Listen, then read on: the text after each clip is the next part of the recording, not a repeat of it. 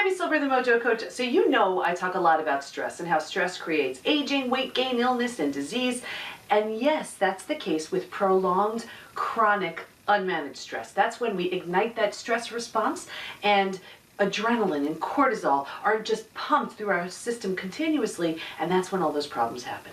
But sometimes stress can actually be a good thing. And I thought about all the different ways stress could be good, and I wrote down a couple of examples. So you may want to write this down as well. Ready? So it helps get things done. Sometimes you need that stress of a deadline to get things done. Now, personally, that does not work for me. I'm the type that when I was in grad school and we got the curriculum, the syllabus for the course for the year, if they said what the paper was, I was doing it that first week of school. A little nerdy, but yes, because the thought of procrastinating and then having that deadline, too much stress did not work for me. That may work for you. If it does, great. Sometimes, have you ever been in a stressful situation and you're with a bunch of people and let's say there's a deadline or some sort of crisis or some kind of something.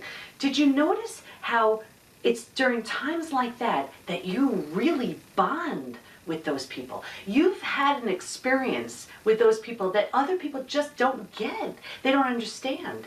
And you see this with people who've been let's say in the army or overseas or whatever and fighting together. There's a bond, and I've seen it in even conferences when they have when you're doing different, you're split up into different groups and there are teams and you have to do different things that you experience together as a group. You definitely bond, and you may see this let's say at your work where you have a project due and this looming deadline and you bond and you pull those all-nighters and you get it done. Well, that stress is actually a good thing because it helped create that bond that you otherwise may not have had. When you are stressed, and we're talking about acute stress, that's that quick stress.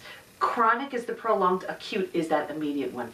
You have this rush of hormones and chemicals, like I said, adrenaline, cortisol, that rush the prefrontal cortex of your brain. This can help you be laser focused and sharp. And if you've ever been in a crisis situation, you'll be able to, sometimes you may have recognized this, where you were laser focused and then, and not cloudy in the slightest, and afterwards you're like, ooh, how did I think of that? Or how did I come up with that? It was that rush of hormones and chemicals actually did something to your brain. Let's see. Boost your ability to bounce back.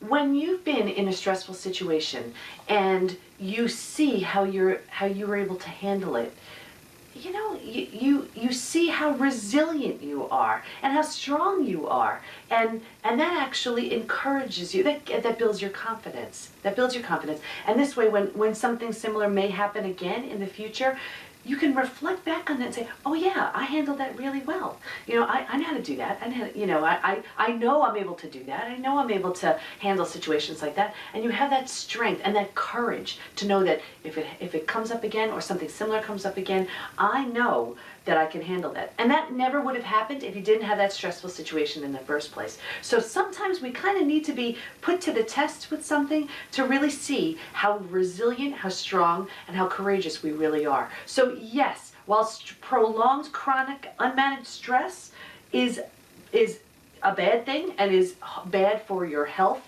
mentally, physically, and emotionally, sometimes in those other situations, it can be a very good thing. Like I said, anywhere from helping you get things done to bonding to just showing yourself just how awesome you are. So I hope that was helpful, and I'll see you next time.